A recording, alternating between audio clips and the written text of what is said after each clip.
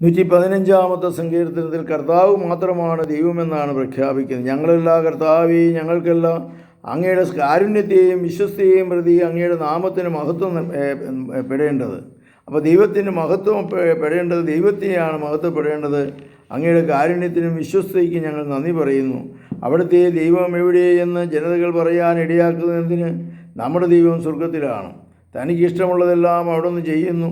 അവരുടെ വിഗ്രഹങ്ങൾ സ്വർണവും വെള്ളിയുമാണ്, മനുഷ്യരുടെ കരവേലകൾ മാത്രം. അവയ്ക്ക് വായുണ്ട്. വിഗ്രഹങ്ങൾ വിഗ്രഹാരാധനയ്ക്കെതിരായിട്ടുള്ള മനോഭാവമായിരുന്നു ഇസ്രായേൽ സമൂഹത്തിനുണ്ടായിരുന്നത്. പ്രത്യേകിച്ച് ദൈവം പറഞ്ഞിട്ടുള്ള വിഗ്രഹങ്ങളെ ആരാധിക്കരുത് എന്ന്. അവർക്ക് വായുണ്ട് എന്നാൽ അവർ മിണ്ടുന്നില്ല, കണ്ണുണ്ട് എന്നാൽ അവർ കാണുന്നില്ല, വിഗ്രഹങ്ങൾ കാണുന്നില്ല എന്ന്. അവർക്ക് കാതുണ്ട് എന്നാൽ കേൾക്കുന്നില്ല, മൂക്കുണ്ട് എന്നാൽ മണത്തറിയുന്നില്ല. അവയ്ക്ക് കൈയുണ്ട് എന്നാൽ സ്പർശിക്കുന്നില്ല, കാലുണ്ട് എന്നാൽ നടക്കുന്നില്ല. എത്ര മനോഹരമായ വിവരണമാണത്. അവരുടെ കണ്ടങ്ങളിൽ നിന്ന് സ്വരം ഉയരുന്നില്ല. അപ്പോൾ വിഗ്രഹങ്ങൾ ഒരിക്കലും സംസാരിക്കുന്നില്ല എന്നാണ് സങ്കീർത്തകൻ പറയുന്നത്. അവിടുത്തെ നിർമ്മിക്കുന്നവൻ അവയെപ്പോലെയാണ്, അവയിൽ ആശ്രയിക്കുന്നവരും അതുപോലെ തന്നെ. ഇസ്രായേലേ, കർത്താവിൽ ആശ്രയിക്കുവിൻ, അവിടെ നിന്നാണ് നിങ്ങളുടെ സഹായവും പരിചയം. അഹ്റോൻ്റെ ഭവനമേ, കർത്താവിൽ ശരണം വയ്ക്കുവിൻ, അവിടെ നിന്നാണ് നിങ്ങളുടെ സഹായവും പരിചയം. കർത്താവിൻ്റെ ഭക്തരെ, കർത്താവിൽ ആശ്രയിക്കുവിൻ, അവിടെ നിന്നാണ് നിങ്ങളുടെ സഹായവും പരിചയം. കർത്താവിന് നമ്മെക്കുറിച്ച് വിചാരമുണ്ട്, അവിടെ നമ്മെ അനുഗ്രഹിക്കും. അവിടെ നിന്ന് ഇസ്രായേൽ ഭവനത്തെ ആശീർവദിക്കും, അഹ്റോൻ്റെ ഭവനത്തെ അനുഗ്രഹിക്കും.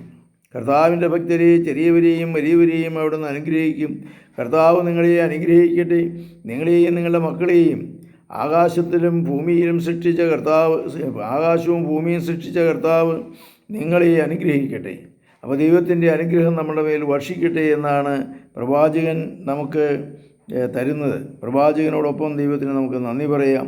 കർത്താവേ, ആകാശം കർത്താവിന് മാത്രമുള്ളതാണ്, എന്നാൽ ഭൂമി അവിടുത്തെ മനുഷ്യമക്കൾക്ക് നൽകിയിരിക്കുന്നു.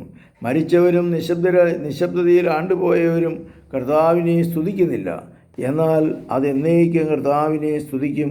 കർത്താവിനെ നിങ്ങൾ സ്തുതിക്കുവിൻ. കർത്താവിനെ നമുക്ക് സ്തുതിക്കാം. കർത്താവേ, വീഡിയോ കാണുന്നവരോടൊപ്പം അങ്ങയെ സ്തുതിക്കുന്നു, ആരാധിക്കുന്നു, അങ്ങയെ മഹത്വപ്പെടുത്തുകയും ഞങ്ങളിലേക്ക് അവിടുത്തെ കൃപ നൽകണമേ. ഞങ്ങളെ അനുഗ്രഹിക്കണമേ, ആശീർവദിക്കണമേ.